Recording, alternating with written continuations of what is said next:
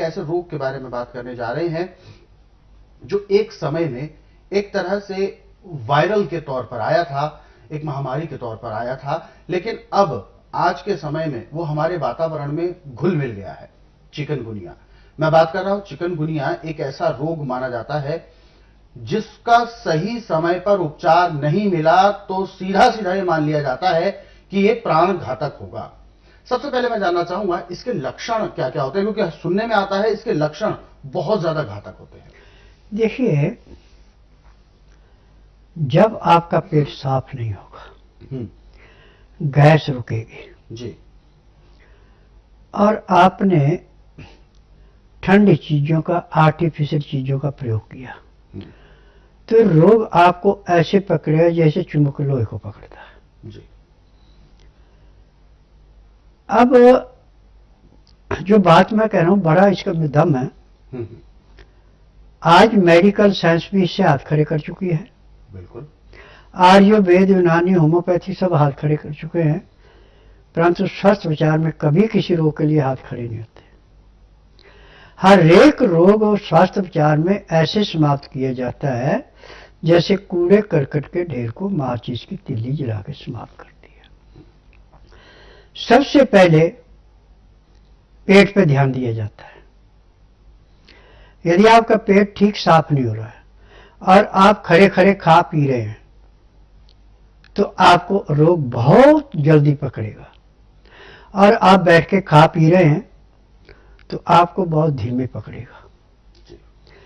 खड़े खड़े खाने पीने से घुटनों पे, जोड़ों पे ऐसे जमाव लगता है जैसे चौराहे पे गाड़ियों का लगता है। जब खून के अंदर बलगम बढ़ जाता है तो जोड़ों पे जाके रुकना शुरू हो जाता है, और इसी से रोग दिन दुगने रातें चौगुनी बढ़ता है। आज इसके लिए जो नुस्खा बताने जा रहा हूं, यदि आप इसको ध्यानपूर्वक सुनते हैं, समझते हैं, लिख करके रखते हैं, तो मैं यही कहूंगा कि जब तक आपके शरीर में सांस है, कभी भी आपको चिकनगुनिया, टाइफाइड, नमोनिया, वर्ग किसी भी किस्म का रोग नहीं पकड़ सकता। सबसे पहले आप पीपल का पेड़ ऐसा देखें जिसके चौड़े पत्ते हैं। 11 पत्ते पीपल के चौड़े और 20 ग्राम पत्ते नीम के और 11 दाने काली मिर्च। नीम के पत्तों को, पीपल को धो करके सिलबट्टे पे पीसने का, मिक्सी में नहीं पीसना इनको, और 11 दाने काली मिर्च के पीसने, और ये पीस करके 4 गिलास पानी में मिलाने, और मिट्टी के बर्तन में पानी उबालना। 4 गिलास का जब आपके पास 1 गिलास रह जाए तो उसको पीना। जब 15 से 18 डिग्री गर्म रह जाए, इतना ठंडा कर लेना। पीने में भी आपने उसको आधे घंटे का समय लगाना। उसके पीने के घंटे 1.5 घंटे बाद आपका एकदम पेट साफ होगा। जितना पेट अच्छा साफ होगा उतना ही आपको आराम ज्यादा मिलेगा। अब आपने लहसुन ले लेना, करीब 100 ग्राम। 100 ग्राम लहसुन को साफ करके, अब इसको चाहे आप मिक्सी में पीसें, चाहे सिलबट्टे में पीसें, चाहे जूसर से रस निकाल लें। 100 ग्राम में इसका रस कम से कम 40 से 50 ग्राम रस निकल जाएगा। अब इस रस को आपने आधा किलो सरसों का तेल पहले गर्म कर लिया, उबाल लिया। उबालने के बाद जब अच्छी तरह उबलने लगे तो इसमें थोड़ा थोड़ा रस डालते जाना। तेल उबलता रहे, उबलना बंद न करे। ये रस जैसे जैसे आप डाल रहे हैं वो जल रहा, उसके अंदर आपका तेल आधा किलो का रह जाएगा आपके पास 250 ग्राम इसको जलाने के साथ।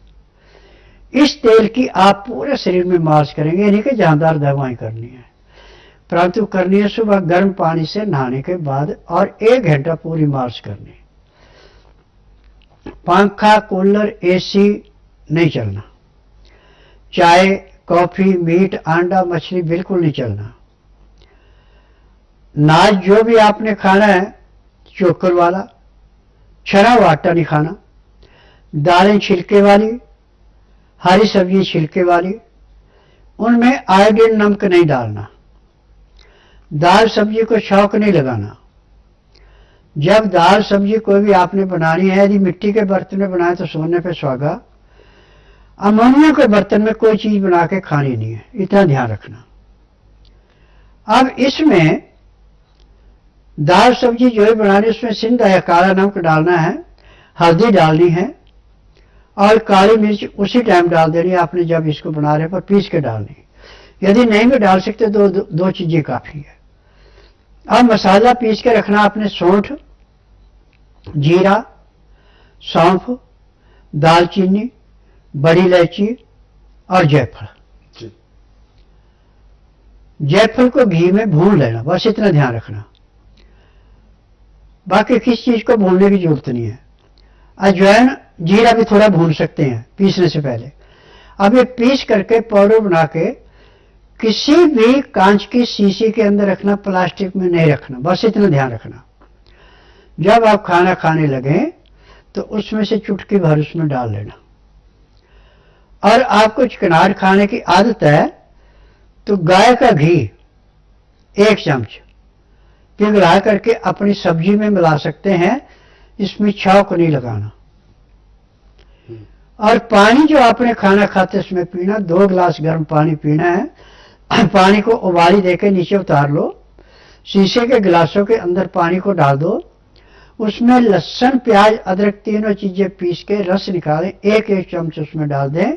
बाकी जो कचरा बचा उसको अपनी दाल सब्जी जो बनाई उसमें मिला के खा लें। रोटी ताजी ताजी खानी है, 12 बजे से पहले पहले खानी है।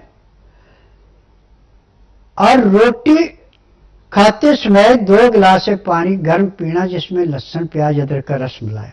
उसका तरीका है कि 2-4 गिराई खाना खाया, फिर 2 घुट पानी पिया, फिर 2-4 गिराई खाना खाया, 2 घुट पानी पिया। पानी पीने में, खाना खाने में पूरा 1 घंटे का टाइम लगेगा। उसके बाद दांतन कूड़ा करके 5 मिनट के लिए आप वज्रासन बैठे, फिर उसके बाद आधे घंटे तक आप थोड़ी सैर कर लें, फिर आधे घंटे के लिए आप शवासन लेट जाएं, फिर 5 मिनट के लिए बाईं साइड करवट लें, 3 मिनट के लिए दाईं साइड करवट लें। उसके बाद उठे, आपके शरीर में इतना चुस्तीपन होगा जैसे आप 8 घंटे की निंद्रा पूरी करके उठे। और आपका खाना ऐसे पचेगा जैसे रेते की ढेरी पे पानी डाला, रेता पानी को चूस कर बह नहीं दिया, ऐसे खाना पचेगा। अब रोग कहां से आएगा?